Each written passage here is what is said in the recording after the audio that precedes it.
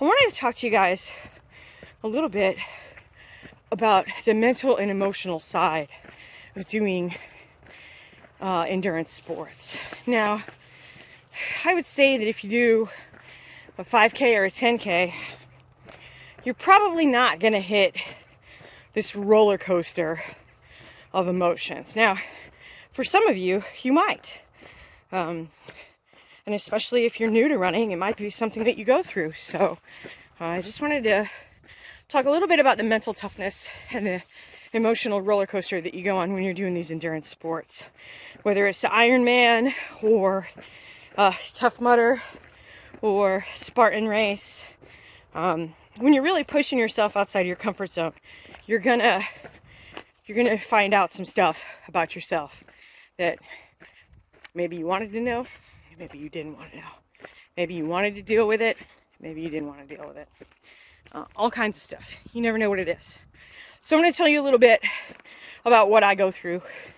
And that way then, if you hit any of these things, you can say, aha, Krista goes through that too.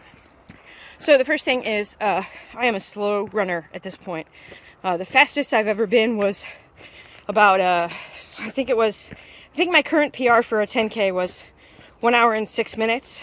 Now, I'm not about to be that person who's like, oh, I'm so slow, and then tell you I'm running like 7-minute miles. I'm not that guy. That PR I set was kind of at what I would consider the height of my recent fitness. I think that might have been in 2017. I was just way more fit, or differently fit than I am now. I was training exclusively for running. And so my running speed was a lot faster. And then I got a lot more into the exercise ADD. And I ended up doing a whole bunch of different exercises. And some of that running fell off. Right about now, not on the trail, but on like pavement, I can run anywhere from like 12-minute mile down to a 10-minute mile for about 1 mile. And then I need a break. I do not run the whole time. I cannot run the whole time anymore. It's 2022. Back when I set that 1 hour and 7-minute PR for a 10K, I could run the whole time. Hi, runner. But I can't now. So I'm way slower. And that weighs on me. Like, it takes me an hour to warm up every time. And it's really hard mentally on me, especially at a race where, I need an hour to warm up. And like the entire field is passing me. Like on that Georgetown race that I did, everyone passed me because I couldn't breathe, and it was 30 degrees and it was awful, my asthma, but also like it takes me about an hour to warm up.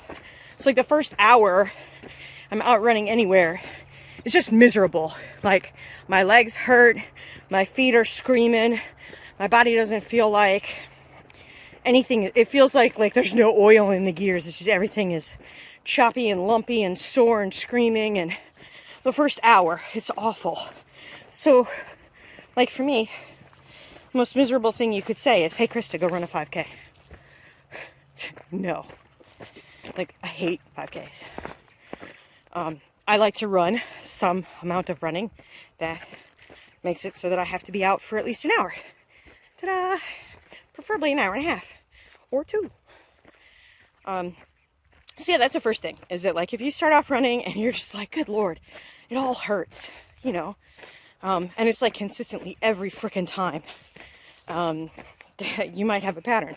For me, it's anywhere after my watch says I've done a mile to mile 3, usually somewhere there. So that's the first thing.